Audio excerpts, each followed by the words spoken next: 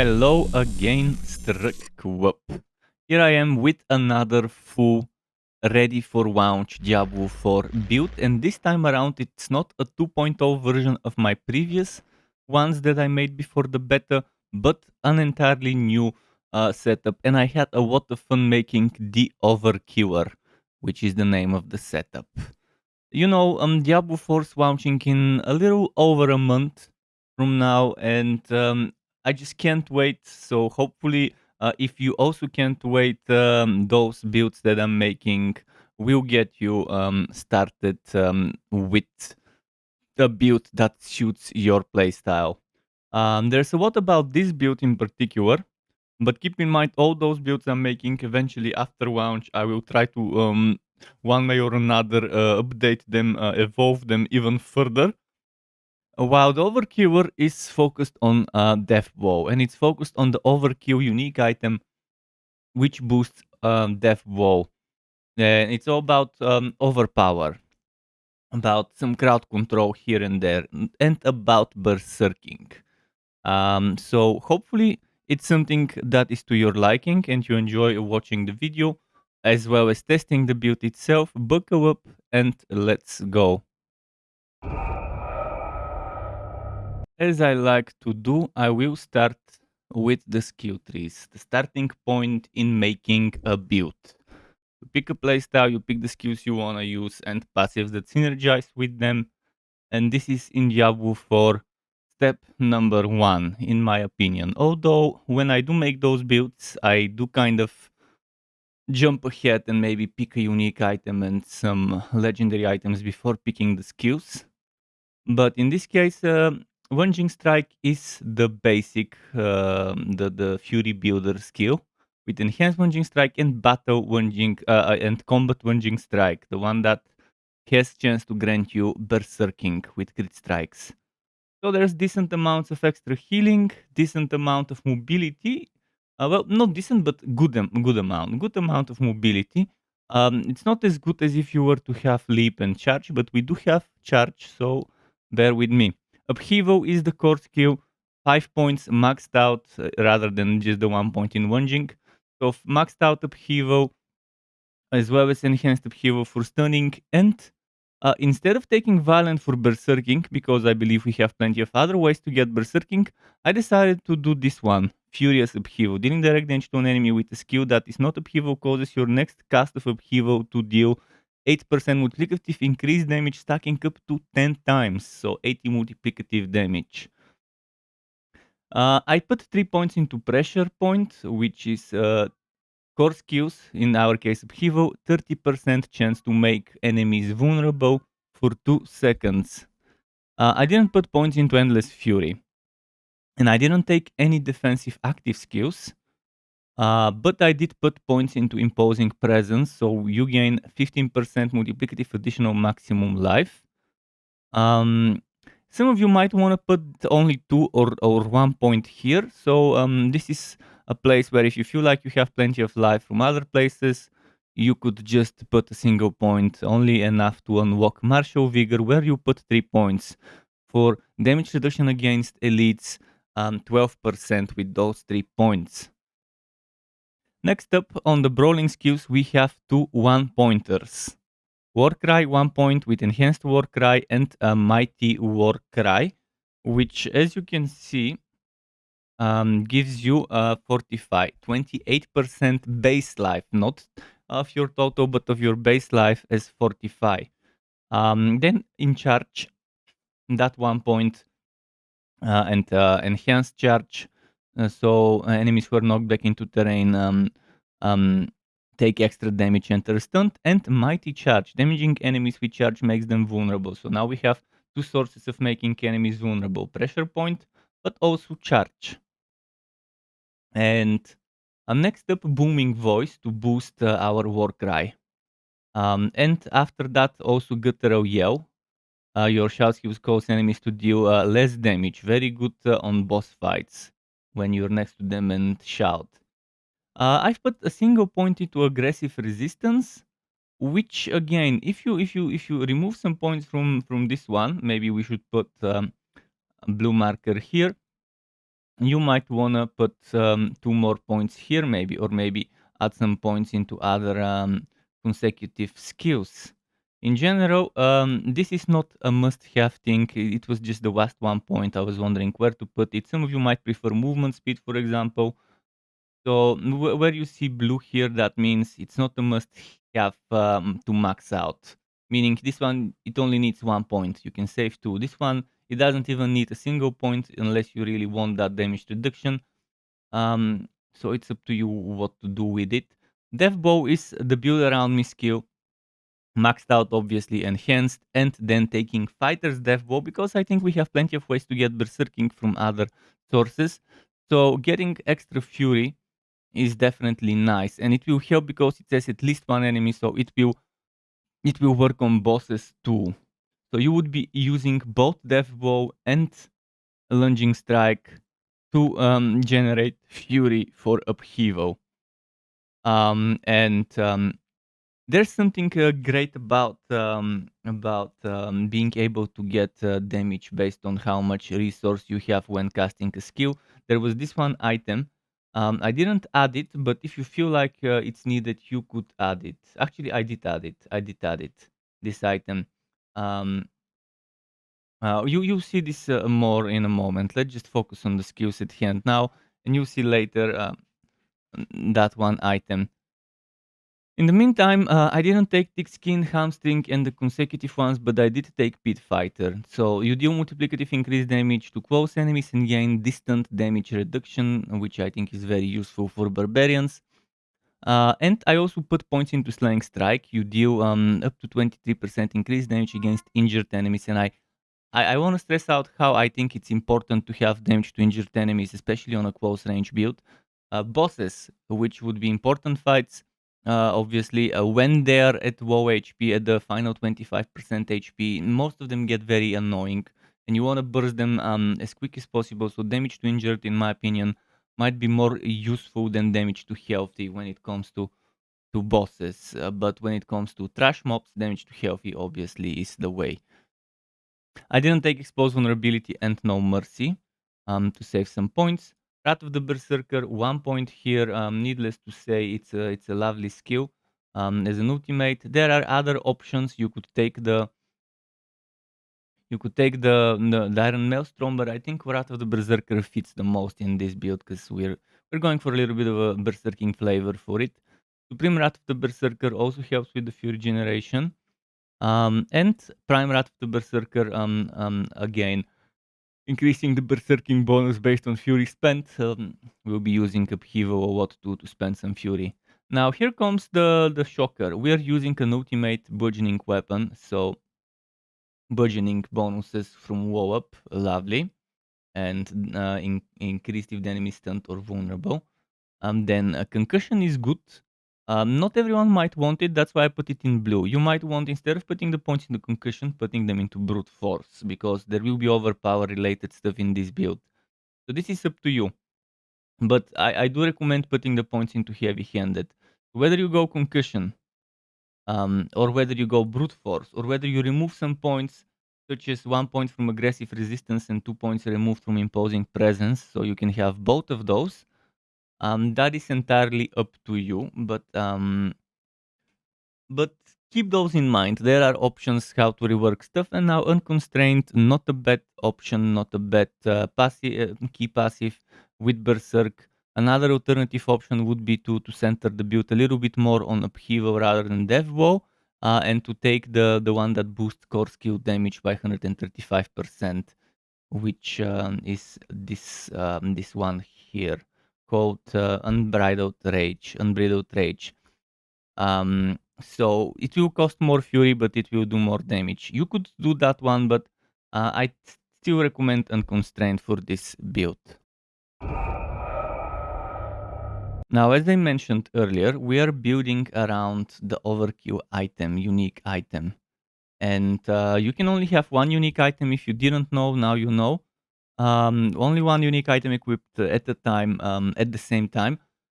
And this one gives you, since it's two-handed mace, built-in overpowered damage, but it also gives you Death Bow creates a shockwave, dealing X% of its base damage to enemies, Enemies who die to this effect also reset death blow's cooldown. The same way it resets with the regular death blow damage. Damage to injured enemies, again, very useful against bosses, very nice, and this is additive, not multiplicative, so even more useful. Now, crit strike chance against injured enemies, again, additive, very strong affix here. And this one most likely is X damage percent after killing an elite for X seconds. Elite kill damage. And 2 to 4 ranks of death blow depending on how lucky you are with the rolls on the item, which again, 4 ranks, if you can get a 4 rank death blow extra, 9 levels to death blow, and again, you might end up getting extra skill levels to weapon mastery skills from other item affixes and stuff like that. So keep that in mind. There could be plus skill levels to category XYZ, and XYZ could be core skills, it could be brawling skills, it could be weapon mastery where that WoW is. So you might be able to get level 11, 12, maybe even more death WoW if you play your cards right. So very strong and lovely item to build around for this setup. Next, let's talk about the legendary aspects and powers that we've selected. As you can see, we've taken 2 resource, 2 defensive, 3 utility, and 1, 2, 3, 4, 5 items that are offensive. I will start with the offensive ones because the unique is offensive, and I want to explain quickly what I have in mind about it. We have Veteran Brawler in the two-handed weapon slot where the unique will go. But Veteran Brawler will replace aspect of Inner Calm, and Inner Calm will get removed from the build once you get the unique. So use Veteran Brawler in the two-handed one weapon slot because it gets boosted while it's there. And once you obtain the unique Overkill two-handed mace, put it inside the gloves where Inner Calm is. Let's tell you what Inner Calm does, so you can see why I've sacrificed this one rather than the others. Deal 3 to 10% increased damage for each second you stand still, up to 30%. So in the best case, you will be getting every 3 seconds you stand still 30% multiplicative. Otherwise, you would need to stand still for a bit more time. Since we're a melee build, we should be staying still for quite some time, I guess, to get that bonus. So it's temporary. You can put anything else there temporarily. If you think something else fits more, put it there. But be aware that eventually it has to be discarded.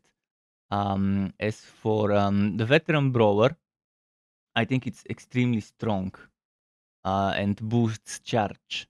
Each time a core skill deals direct damage to an enemy, and you have an AoE core skill which could trigger multiple ones with a single cast of that stacking, your next charge or leap deals 15 to 20% multiplicative increase damage up to 225 in the worst case, 400 in the best rolled case.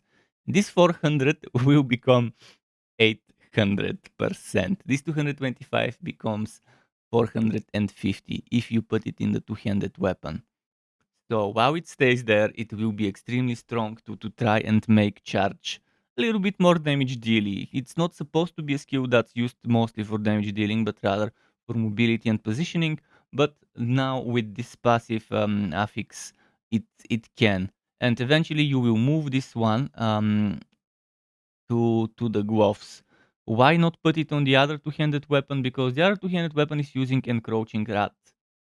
An Encroaching Rat, as you can see, is something also very important for this build. It's this one. After spending 100 Fury, your next weapon mastery skill, in this case Death Blow, which is the build around me skill, deals 82 to 100% multiplicative increased damage, which becomes from 82 to 164, from 100 to 200.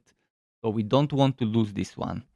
We'd rather lose this than that from the two-handed sword. You're not completely losing it, you're just losing the 100% bonus of that skill. Other thing that we have, Brawler's aspect, not to be mistaken with the Veteran Brawler. Enemies damaged by kick or charge will explode if they're killed within the next 2 seconds, dealing damage to nearby enemies. So a little bit of AoE to help there. This one is, as you can see, put on the one-handed weapon, and on the offhand we have Edge Master, which is skills deal up to X multiplicative increase damage based on the available primary resource when cast. And since you can generate Fury with not just lunging strike but also death blow, this should be very good if you do death blows, or if you do upheaval at full primary resource cast. Even lunging strike itself and charge will get that increased boost as long as you have more primary resource. And I think the one that's left to talk about now are the remaining ones. Let's start with Steadfast Berserker's aspect, something I wouldn't remove from the build. It goes in the pants slot. Up to 35% chance to gain 45 whenever you deal direct damage while berserking. So source of survivability, very good for this build. The other defensive is basic skills grant damage reduction for 4 seconds. And the aspect of might, which again, very strong aspect. I really love using that one. So I think it fits, but it's not a must-have. And if you feel the need to put something else, you can. You can put another utility or defensive aspect here, or in fact, you can even put a mobility if you move the Relentless Berserker up there. Speaking of the Relentless Berserker, um, I think it's a great combo for this build. Damaging an enemy with a core skill has up to X% chance to extend the duration of berserking by 1 second. Double this duration if it was a critical strike. This double will be from 40 to 80 if you get the max roll. Another very nice, I wouldn't remove this from the build, is Exploiter. In fact, I put it in the amulet for the 50% effectiveness. You have 20% increased crowd control duration and deal 20 to 50% multiplicative increased damage to unstoppable enemies. This will become 75 instead of 50 if you have the 50 um, in the amulet slot with the 50% bonus. Then we also have Weapon Master's aspect, another thing I recommend keeping.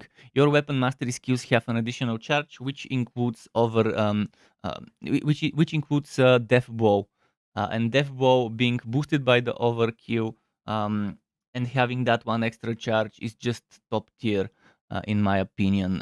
Combo with that aspect. Damaging an enemy with a weapon mastery skill has up to 32 to 50% chance to stun them for 2 seconds. And then we have both Chieftain and Berkwan Berserker rings in the resource department. Killing an enemy while berserking has 40% chance to grant 16 to 32 increase cooldown reduction to your brawling skills, which in our case is charge, because the shout doesn't do damage. Whenever you cast a shout skill, its cooldown is reduced per nearby enemy up to a maximum of 12 seconds. Now there is another thing to mention. You can mix and match those two with those two. Your shout skill generates 2 to 4 fury per second while active. This one is very good synergy with the one that reduces the shout skill cooldowns. Another thing, you gain a fury per second while berserking. If you really feel the need to get more fury, but you shouldn't, considering Death Bow gives you fury, Lunging Strike gives you fury, um, I think you shouldn't need the fury stuff. That's why I didn't equip it, but I added it here as a suggestion. You can mix and match any of those four in any way you feel is good for you. When it comes to sockets and gems, I've shortlisted 5 different types of gems I think work one way or another. For example, for the weapons, the diamond is good ultimate skill damage, but not in this build, not for this build specifically. So yeah, it could be good for other ones, but in this case, it doesn't do damage. It just gives you a buff. So diamond in here is pretty much a no go for the weapon. But you have skull, you have sapphire. So there's life on kill, crit strike damage to crowd controlled enemies.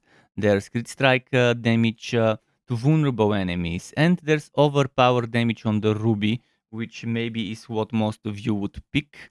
Then when it comes to the armor, you have diamond, skull, sapphire, or ruby as viable options. So maximum life, received healing, barrier generation, although barrier generation not as good because again we don't have that much sources of barrier, and then damage reduction while fortified. Definitely something some of you might want to consider considering this build. This stack some solid fortify. And for the jewelry, I would suggest diamond or resistances unless you need a specific type of resistance, which gives you almost triple what the O resistance would give. If O resistance gives you 5, the same grade of a specific resistance is 14.3. Hopefully this is all clear. The next segment will be me talking about the gear rows. I'd rather keep it short. You can visit my website and read the full list there. But keep in mind, the white ones are high priority. The blue ones are low priority. But something that's at the top of the white list is not necessarily better than something that's at the bottom of the white list. So there's in general, let me tell you the important things to look for. Anything that gives you crit chance, crit strike damage, or regular damage is good. But it could be crit strike, crit damage, or damage to vulnerable, or to crowd controlled, or to injured, or to healthy. It could be levels to death blow. It could be levels to the category which death blow is in, which is weapon mastery skills. It could be damage to core skills. It could be damage levels to core skills. Crit chance, crit damage with core skills. Physical damage bonuses, physical crit strike, crit damage bonuses, resistance to all elements, cooldown reduction. Um, so as I said, weapon mastery skill damage, core skill damage, damage upon killing an elite, crit chance, crit damage upon killing an elite, crit chance, crit damage with physical damage against elites, damage to elites, damage reduction after killing an elite, damage after killing an elite. So there's a lot of good stuff. Vulnerable damage, damage to vulnerable, damage to close enemies, damage to crowd controlled enemies, damage to vulnerable enemies with core or weapon mastery skills, crit chance, crit strike damage with weapon mastery skills, as we said already, probably. Crit strike, crit damage to close enemies, damage reduction from close enemies, and stuff like that. All good stuff. In general, you're looking for things that boost the damage, crit strike, or crit damage, and the key skills and words to look for would be core skills, weapon mastery skills, top tier priority for you, as well as you're looking for physical damage stuff. Something to prioritize injured over healthy, I think, should be the priority. If you're looking for boss fight synergies, if you're looking for mobbing synergies, healthy prioritize over injured enemies. And close enemies, crowd controlled enemies, close is more priority than crowd controlled, in my opinion. But overall, hopefully this is clear. There is the list. It's on my website and it's on this spreadsheet that you're looking at. And on my website, it looks a little different. It looks like that. So if you prefer, obviously the font, the background font is different. This is the WordPress white background, but it's a better background, easier to read. But check it out from there, I advise. The most fun part to me when making those builds is figuring out the Paragon boards. It's a tinkerer, build maker's every dream, I guess, to try and tinker with that. I've made 2 setups. Well, it's actually one setup, but I gave you a version where at level 95, without any points from renown, you have those skills, and then after that you fill it with the remaining. So let's start with the level 95 version and then show you the level 100 version. In fact, let's actually show you both of them quickly so you can see that there are obvious differences. This one compared to that one. And this time, instead of adding 5 boards, I've only used 4, but I've decided to squeeze those 4 boards dry for everything they're worth. So when you start with this, you see later there's more points in different boards. You start here. I'm taking a lot of strength on the way. The physical damage, life, HP, physical damage, and over here we are selecting certain strength nodes, so we can boost this. For every 5 strength purchase within range, deal increased damage while berserking. And I thought it's good to get a little bit of extra of that strength early.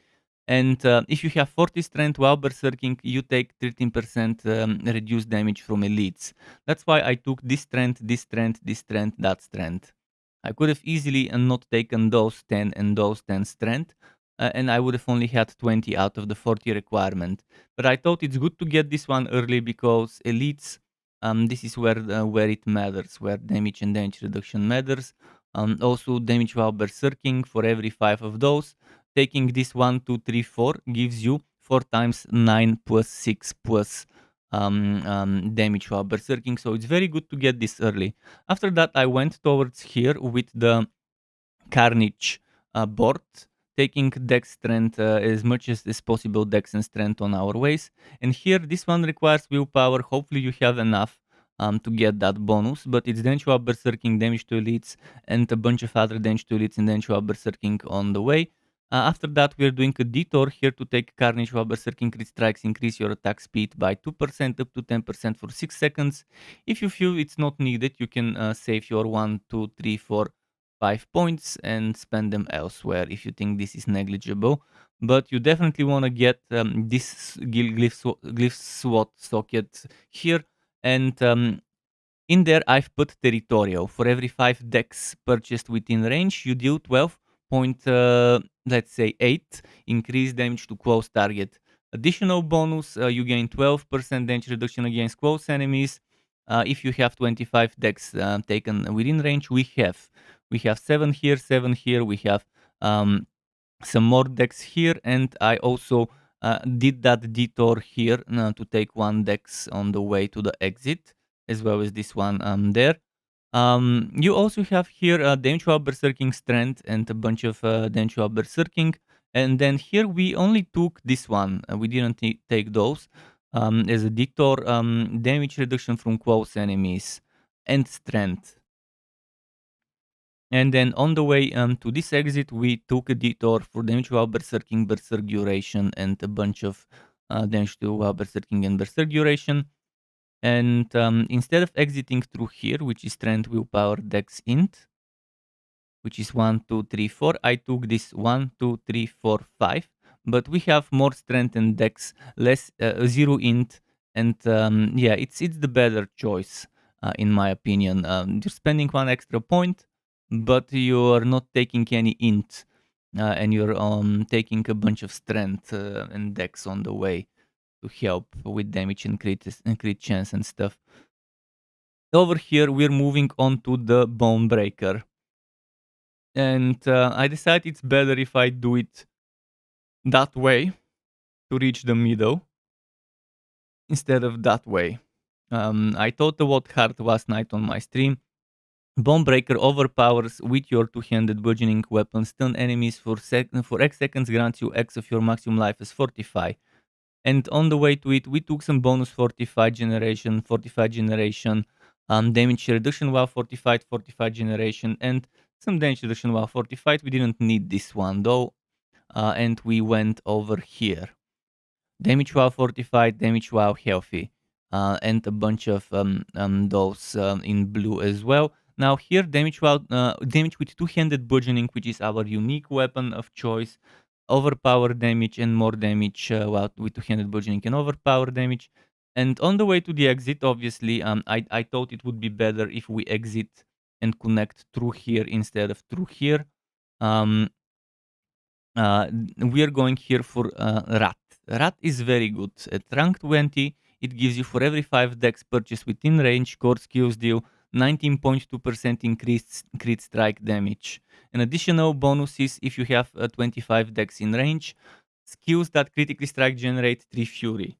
So as you can see, I've taken 39 decks. So that's 35, which will be divided by 5 for the 19% crit strike damage. And you need at least 25. We have more than enough of this. So you see why I've taken this dex and those dexes here. Here we have actually the ancient reduction, wow, healthy and strength. And here we have strength and overpower damage, and I've only taken the overpower damage, I didn't take the willpower. But yeah, you would see why I've taken so many things here. And there's much more you can take. There's one dex here you can take as well. But moving on over there, we have, as you can see, the board code War Binger. For every 75 fury spent, you gain 20% of your max life as fortify. It's lovely for this setup, considering how much fury you can generate. Now over here, we have resistance to all elements. So you can decide, do you want to go for this first or do you want to go for this first? I would say if you feel like you're fine with the 45, prioritize Crusher first. Take the socket, put Crusher. For every 5 strength purchased within range, you deal 9.6% increased damage while wielding a mace. And then if you have 40 strength at least, while wielding a mace, you deal 30% increased overpower damage. We've taken the strength. This is 10 strength, this is 10 strength. This also gives physical damage, this also gives resistance to all elements. We've taken the other resistances, we've taken the other physical damage nearby. Strength here, strength there, strength here, strength there.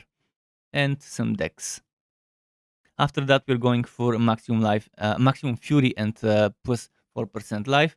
And we're taking more fury, HP, and fury. I didn't take this fury yet, but later you'll see the feeling stuff. We also will be going for this one, but later. And now we're taking this Warbinger for every fury spent. I think this gives you the most amounts of strength and dex on the way, if you do it that way. And this is where at level 95, if you have 0 points from renown, zero Paragon points from renown, this is what the build looks like. Now, as you see, I will be putting points into this, and this around the glyph sockets and taking some other blue nodes. This is what it looks like as the full version. If you remember here how much strength we had 40. Well, now we have 70. 70 strength within range divided by 5. You have plenty. You have plenty of strength. You have plenty of this 9 plus 6 increased damage while berserking. Now, if you look at this one here, we have 44 dex out of 25 required, and before we had 29. So from 29 it turns to 44, and that's a lot of stuff. And now, if you want to see the difference here, from 39, it's moving on to 49. So we took 2 more dex bonuses here. The final points I think I put there. And then over here, we have 60 strength. And before we had 40. And over here, you can see we've also taken those notes. And we've also taken those notes. I would suggest first take those, and then maybe take the remaining stuff. And you'll see this Fury note I mentioned here. We did take it. So yeah, I think there's a lot of stuff that we've done. Again, link to this will be on my spreadsheet. So you can, and on my website there will also be linked to this, to both of them, so you can see what you would have at 95 without renown points. So basically with this, instead of 95, you probably would be level 89 or 88, because you would have renown points at this point in time, and you would have all of them. I'm assuming from all the areas completed. And yeah, probably you would have this this version of it at around level 80 something, and this one is the maxed out version. Hopefully it's clear. To get notified when I upload more content like this one or other builds and guides for Wooter and not so Wooter games, you can subscribe to my channel and hit that bell button to not miss out on notifications. As well as keep in mind there's something called memberships on YouTube, which lets you be a paying member for my channel to get access to perks such as emotes and badges made by me, as well as the option to get one-on-one tutoring for the very basics of Adobe Photoshop, Premiere and After Effects. And memberships can be cancelled at any time if you no longer want to be a member. Thanks for watching all the way until the end, Struck Web. Keep it cool until next time, and goodbye.